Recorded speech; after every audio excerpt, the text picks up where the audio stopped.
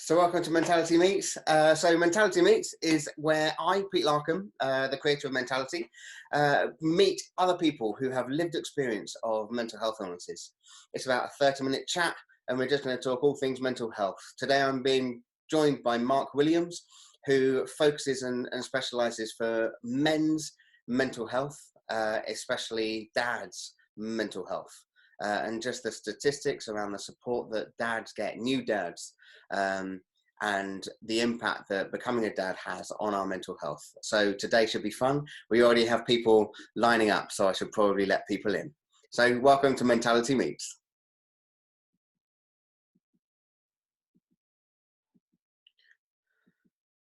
Welcome everybody. Thank you for joining us. So Mark, are you there? Yeah, you okay? Brilliant. So Mark, we've just got other people joining in as we speak. So I will just allow this to run as we go. So everyone, thank you so much for joining us. If you can hear me, give me a wave. Amazing. And if you can, just say, hi, who are you and where in the world are you from? So in your Zoom box, you should have a chat box where you can just kind of write down a little bit of information. And the reason I want you to find that is so as we go through this session, you can ask questions and anything else you like. So do let me know, what's your name and where'd you come from? Good old Cilla Black and Blind Date, that was it. Emmy from Chester. Hi Emmy, good to see you. Emmy, okay? So Joe from Oxfordshire. Hi Joe. There we go, hello. Oh, hi Emmy. Hey. So Matt, speakers are Matt from Essex. Hey, Hi, Matt, you okay? welcome. Matt, it's got to be said, those shelves behind you look absolutely epic. That's to do with the VR thing, isn't it? The change your background. So that's not your real background. That's sneaky, mate. I was hook, line, and sinker on that one. I thought it's just to hide the mess behind me. That's what it is. I'm not quite the only way is Essex now. Oh, brilliant. So I am hoping and guessing that people will join as we get started, but seeing as we are here and we are a small group, we should probably crack on. So Mark, I just wanted to say thanks for joining us. No, thanks. So, if you can, Mark, can you give us a little bit of a background of who are you and kind of where you are in the world and kind of why I am linking up and joining with you today. What are we going to be talking about today? So a little bit about you. Yeah. So I'm from the Bridgend Valleys, near Cardiff and Swansea. People in mental health will know the suicides in Bridgend, unfortunately, going back about 11 years ago now. So I was a youth worker, still a youth worker. And that was another reason why I got into mental health. But and it was actually going through a bad experience. Well, my wife, Michelle, went through a traumatic birth, and I actually went on to become a campaigner, author, and now a keynote speaker at conferences. So something good has come out of something bad, I like to say. So wow, because your focus is very much around kind of dads and men's mental health, and so I share fairly regularly that I'm a dad of 3, so I have a 7-year-old, a 4-year-old, and a 2-year-old, and I'm very aware that at any point they could come through the door and gate crash the Zoom call. They have gate crashed a couple of my Zoom calls already, but they are out for a walk at the moment, so I'm kind of hoping that the house is quiet and we can chat. My son's upstairs, so my son's 16, he's upstairs there, so he'll probably jump up down here later on as well. So just a question out kind of for everyone on the chat is, do you have kids? And if you have kids, what age are they? It can be anything from 0 to 475, but it would give away your own age if they are that old. And just kind of let us know where you're at, because I just want to explore some of the statistics, Mark, that you've got in a little bit. So so kind of daughter of 10 and son of 12. Joe's got kids are too old. Matt, you got a 5-year-old and a boy who's 2. So we are kind of in this arena. So yeah, definitely. yeah. No, Peter, like you said, I'm mostly known for fathers, but I campaign for all parents, really. You know, what I was finding was sometimes only dad was struggling with his mental health, and that was impacting on mum's mental health. And as we know, when all parents are supported for their mental health better, you know, it has far better outcomes for that child's development as well. So it's really, yeah, supporting all parents, but I'm known for fathers, you know, so dads. So sorry, Mark, I was just trying to say, statistically, it says that men are 3 times more likely to die by suicide than women, and that suicide is the #1 cause of death for men aged 20 right through to 49. So it's a horrific statistic in the context of how mental health is impacting on people's lives, and the connection of friends and family of those people. But just before this chat, we're talking about how the statistics are significantly increased in that first, what was it, 1 year, 2 years? Yeah, it's the perinatal period. So it's the antenatal period. It's mostly like the 1001 critical days, they call it, 1001. So it's pre-pregnancy antenatally, as well as postnatal. So postnatal was known for 1 year, the first year. Some people, it's mostly up to 2 years, they say now. So in that area, believe it or not, fathers, I found research that said that fathers are up to 47 times more risk of suicide during that time than at any other time in a man's life. 47 times higher. That's a dual diagnosis. Yeah, so that a dual diagnosis, you know, it could be a dad with like schizophrenia or bipolar. You know, you can imagine a lack of sleep, you know, or a partner with post-depression. You know, financial responsibilities change. Isolation, the first year of fatherhood is probably so isolating for a lot of fathers. There's reports come out of that. It could be a fact that the transition, testosterone actually lowers during this time as well. So there's always been a big myth that postnatal depression was hormones, which is no evidence that actually says it is. It could be a part of it, and that happens with dads as well. So the only way I describe it to my friends and family is, if it was no pregnancy or baby, that man wouldn't be having depression or anxiety in that period of his life, if that makes sense. But what happens is, most importantly, is as well, that a lot of fathers actually witnessing trauma in the birth, like in the labor ward, which is PTSD. So PTSD is, as we know, is an anxiety disorder, either witnessing or experiencing a life-threatening event. And that could be from mild, moderate, severe end. So necessarily, you don't have to have nightmares or flashbacks, or that could be some sort of anxiety. So a lot of these fathers are going in for another baby. You can imagine a smell can trigger off PTSD, you know, yeah?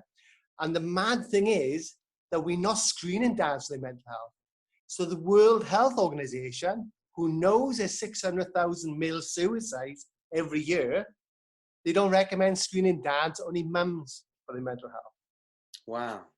And that's what I'm challenging. I'm actually challenging the World Health Organization and NICE guidelines, because there's no mention of the word in NICE guidelines either for fathers.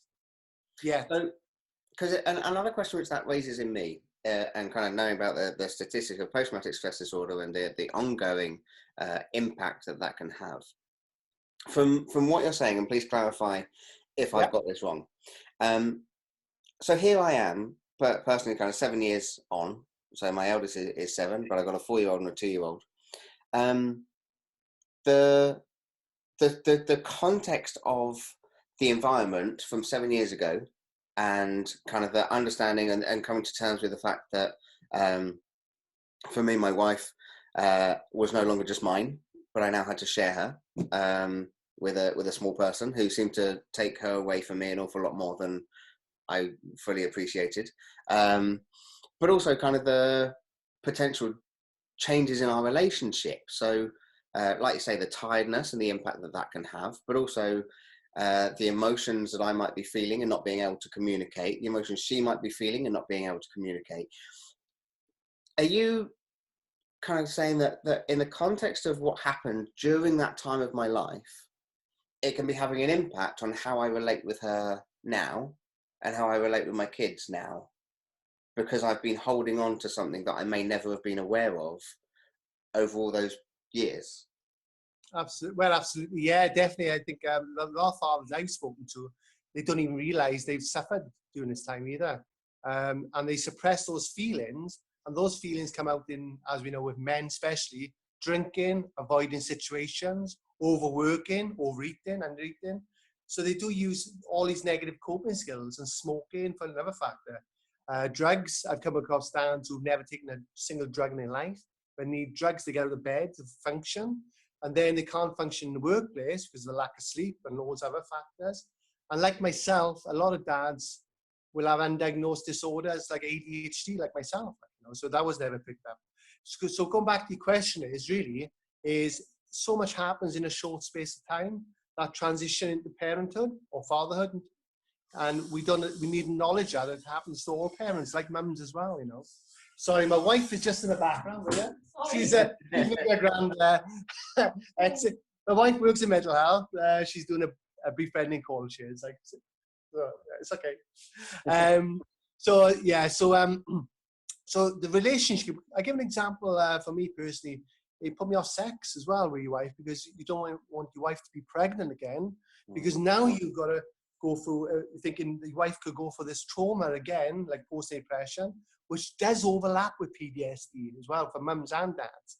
So a lot of dads or mums, let's go back to mums will get diagnosed with postnatal depression, but sometimes you don't ask what the labor experience was like. Was it traumatic?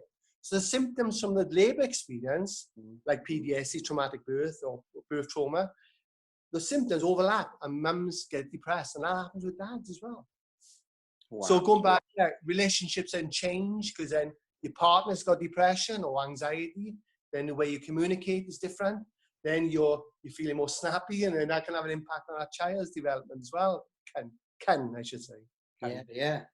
I mean, it's one of the things which I pick up on through the training that I deliver when talking about parenting.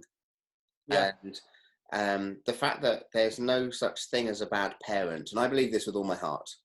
So there's no such thing as a bad parent. Bad parenting, okay, yes, I can say that there's bad parenting, but we do the best with the information that we've been provided. And that parenting is a 4-generational process. So my great-grandparents parented my grandparents, who parented my parents, parented me, and then before I realise it, my mother comes out my mouth, Yeah, exactly. Yeah. Not really. That would be disgusting. But so the rarity also of being taught to learn how to do parenting differently. Absolutely. And I just find that still fascinating that we never really get taught how to learn new parenting skills, and we're just meant to kind of have all this past experience, not only mine but also my wife's past experience, and then they clash and they're different, and that creates arguments and all kinds of stuff going on in the relationship, and the impact it has on our mental health. You're right, and the doctor I work with as well, she does a lot with different cultures and parenthood as well. Different cultures, but going back to your question as well, it's funny, like my father was a miner, my grandfather was a miner, so I'm a first generation not going underground. Well-informed is very much, man up, get on with it, and that sort of thing. So, but my father, I got a fantastic bond with him. We're really close.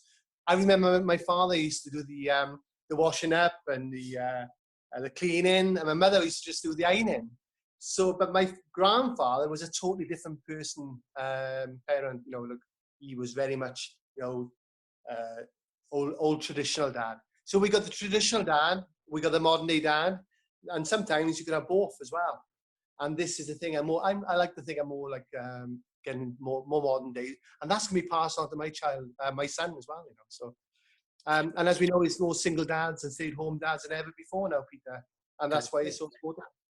And I mean, so I'm interested in exploring kind of the world of mental health in our current climate of COVID-19, and I don't know how to raise the question without potentially blundering into something in a kind of chauvinistical process and politically incorrect process. So please try and hear what I'm trying to say, especially if I get it wrong. Okay. Because one thing which I've been brought up with is very much kind of the man is the provider, you know, and I'm very aware that that's kind of not an external process. This is my process. And coming to a place of being unable to provide financially and stability and the impact of that. And so for me as a mental health trainer, going in and being the person at the front of the room, that shut down at the beginning of March. And I've had to journey through an entire month of no income, and then seeing my first pay go out to kind of cover all the bills and everything. And suddenly thinking, okay, this is real now. And up until that point, I was quite blasé. I was a little bit like, well, you know what? Hey, we're kind of working at home. This is great. But suddenly there's been this stop of income. And I think a lot of people, male and female, get their identity from their job and the work that they do. And suddenly that stopped. And trying to understand the emotional context of this. And I don't know whether from your perspective, is this a purely male thing? I don't honestly believe that it is. I think it's both. I'm just very aware that this is kind of my side of the journey. So what are your thoughts?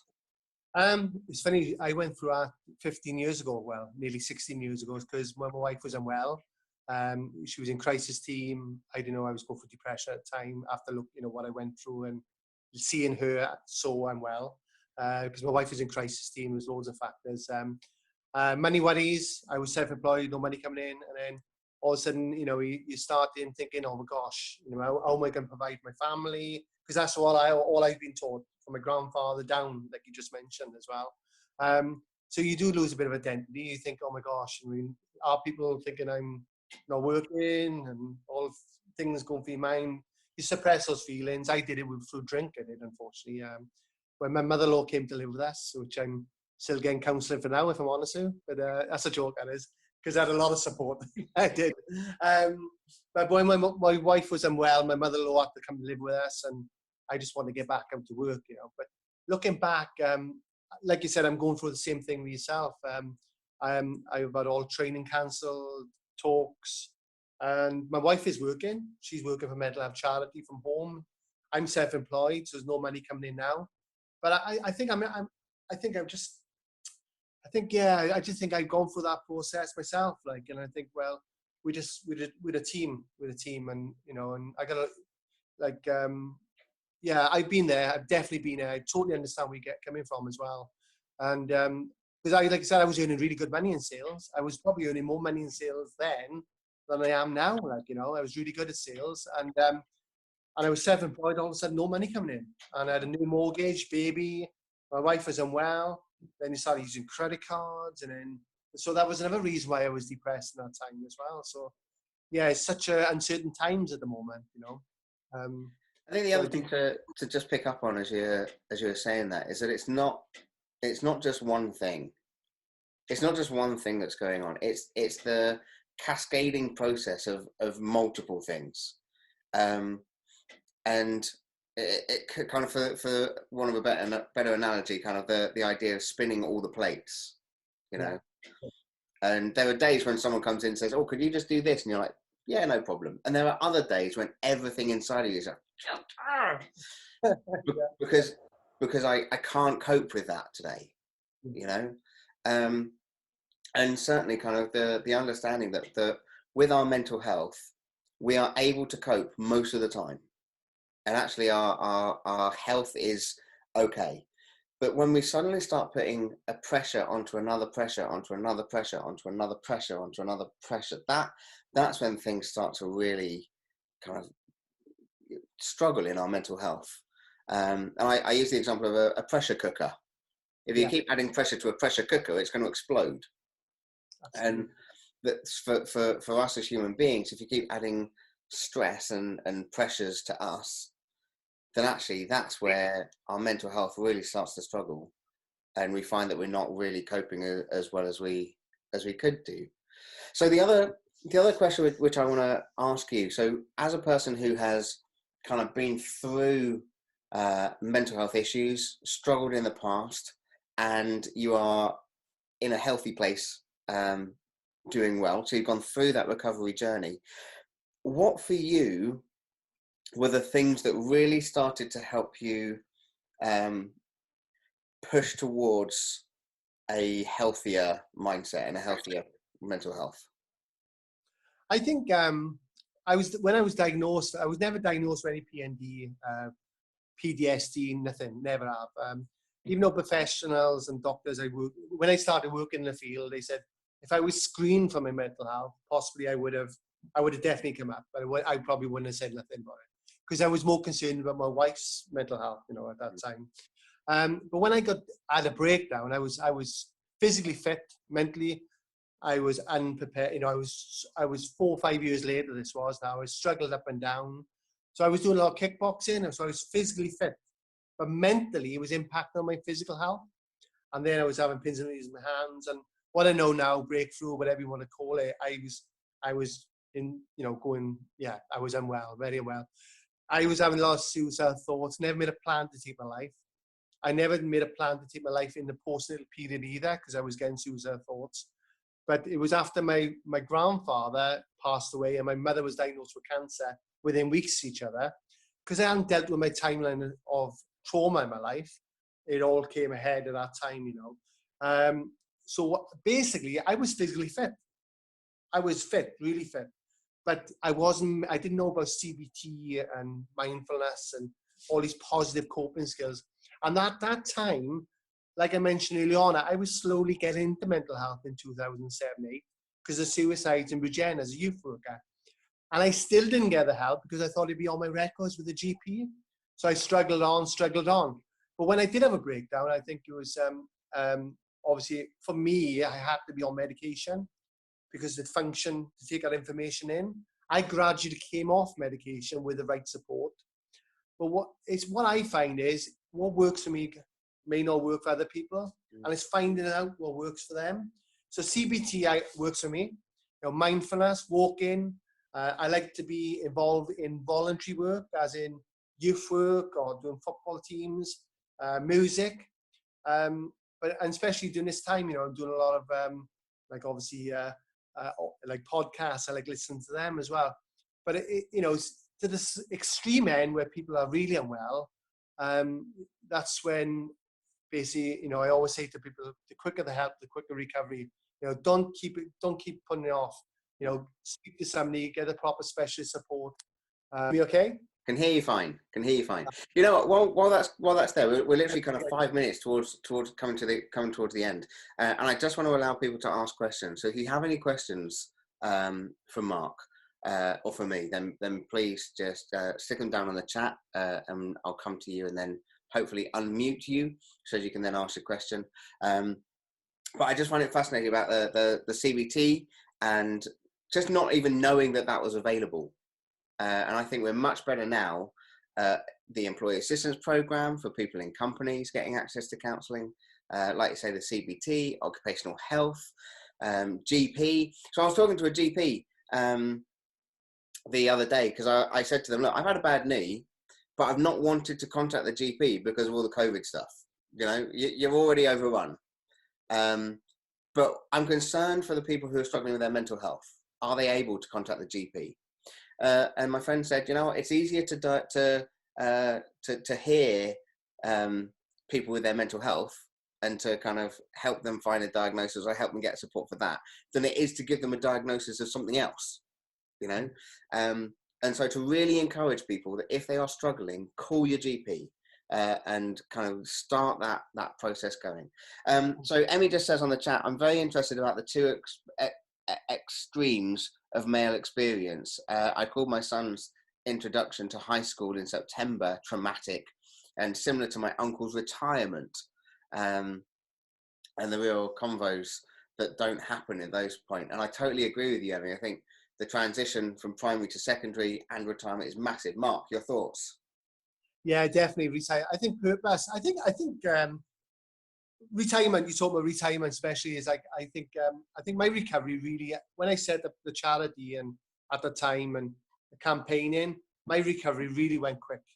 It went, I had a purpose in my life. I had something to put my energy into if I was feeling unwell as well. I don't know if I answer your question right then, but going back to my son, yeah, I'll be honest here, I was overprotective of my son as well. Whether that was because I thought I was going to lose my son in the labour ward. That's another factor. Yeah, I'm not sure if I answered that question right then, but I think it's just that that the traumatic experiences, and so much as put kind of, for me, the overflow of stuff going on wasn't the issue. It was the change with unbalance of my personal equilibrium, piquing my anxiety, going through the difficulty, and seeing and talking to my GP to get the help I needed has enabled you to get back on track, Matt. So Matt, I'd love you just to kind of give us a little bit. If you're willing to, I just give you a nod or shake your head. If you're okay to share a little bit more about that. No, it's fine. I mean, I went through poor mental health like a decade ago, and I had a friend who talked to me and said, "Yeah, I can help you," and he helped me a decade ago. Now, things have changed, and my company went for a big, massive change back end of last year, and my job changed massively, and I never realised the change, because what we were talking about was the balance. So the sort of your container of what your stresses are was just there, and it sort of filled to a certain level, and you get used to it. And my home life and my work life were balanced in terms of equal stresses, and then the work-life balance just improved, and work wasn't the stressor and home was, exactly as Mark was saying about family and all the rest of it. But it's trying to have those conversations, which is the major thing, and just trying to get to the GP was a pain. It was just painful. It was just, I didn't want to speak to the GP. I mean, luckily my wife helped me out with it and got me to the GP, and once you started that conversation with the GP, it sort of at least balanced me out. And obviously where we are today is in a very different place, so I've now got to try and sort of reframe my life and my sort of stresses based on where we are today, and just take it a day at a time. Perfect. Thank you so much, Matt. Yeah, I think, like I said, GPs, as we know, the gen practitioners, if you don't get any joy with a local GP, make sure you access like community mental health services. I think it's IA in England. So IAPT, Improved Access to Psychological Therapy, so IAPT, but you do need to Google it in your local area, because it's called different things in different places. So like I said, don't, think that, sometimes people need medication, like we know that. Some people it's just medication counseling, waiting list. Keep, if you need, just keep going, access community mental health services, specialist services, because sometimes, that length of time waiting, your mental health can actually deteriorate more. Like. Totally. So Matt, can you just, so this is the other Matt Foster. Are you able just to verbalise your question that you've got here? Because I think this is brilliant, and I know that we're closely running out of time, but Matt, share. Yeah, okay. So I suppose at the moment I'm kind of representing a group of dads at the moment where we're having a lot of conversations around mental health and dads, and particularly at the moment with the crisis that's going on. And again, like we were saying earlier on, this isn't gender specific, but obviously the topic of today is about men. And so in our dads group, which is about 700 dads from Portsmouth, I've been talking a lot about the situation that people are facing at the moment and the hat wearing. So at the moment, we've got a lot of people who are playing the working dad role still from home.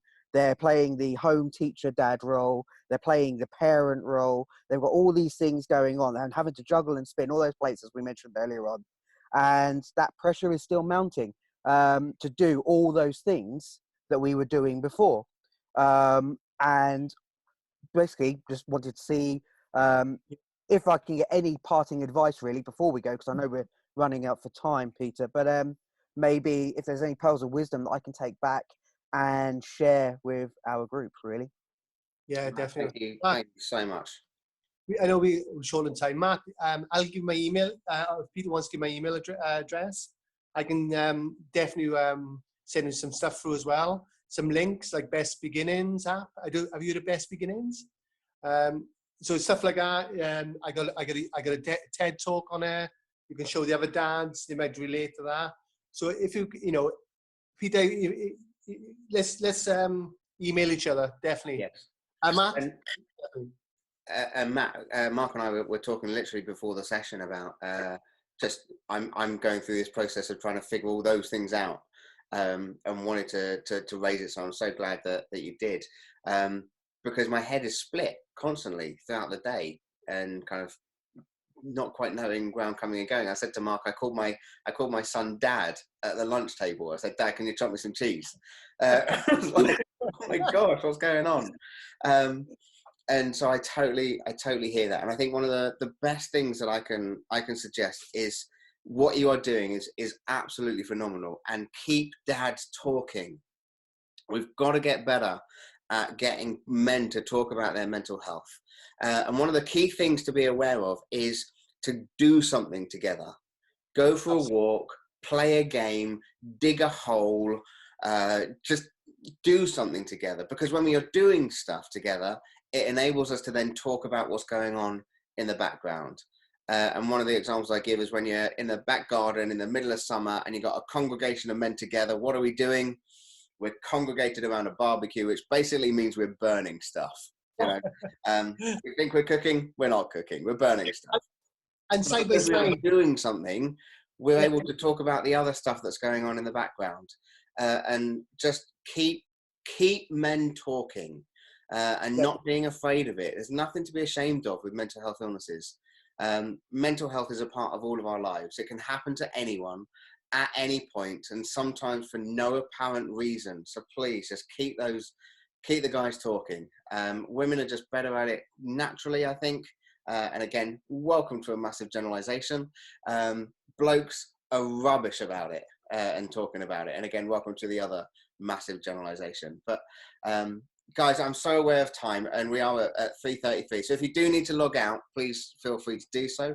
But if you have any other questions or any other thoughts, then please do continue. I've got 6 minutes on the clock left of this meeting. So if you do have any other questions, please feel free to share. Otherwise, thank you so much for your time. It has been a pleasure to have Mark on the call with us. So that's my official shutdown. But let's carry on for another 6 minutes if you want to. Guys, thank you so much. If you need to go, take care. Cheers. Thank you, guys. So, Mark, any other thoughts? Yeah, like some of the stats, reports that come out. Like, so the NCT did report that 38% of dads are concerned about their mental health, and 73% were concerned about their partner's mental health. Movember, massive organisation now, they did a report last year that said 1 in 5 British fathers felt totally isolated during this time. There's a report with the Mental Health Foundation, which is really interesting for yourself, Peter, because coming from a youth background like me, is the young fathers, 39% wanted support for their mental health, and 34% of those fathers are not with their child full time anymore. So that's the Mental Health Foundation. It's all online, some of these reports. We know the suicide rates of men, as we know, is high. And there's fathers who have suffered from post-depression, who've never been screened or supported, and unfortunately have gone on to take their lives as well. So, this is a big problem for society, not just in the UK. This is a global concern. And that's why I set up International Father's Mental Health Day. So that's always a day after Father's Day every year. Because the idea, a happy Father's Day on a Sunday, not every dad is happy on the Monday. So it's about, and we get a lot of awareness from that time. So I got doctors around in Australia, America. This is a really global concern, this is. But when I, go back to your question on, it's crazy to think that men, we know the biggest killer men in the UK under 49 is suicide. And yet we're not screening fathers or asking them, having a conversation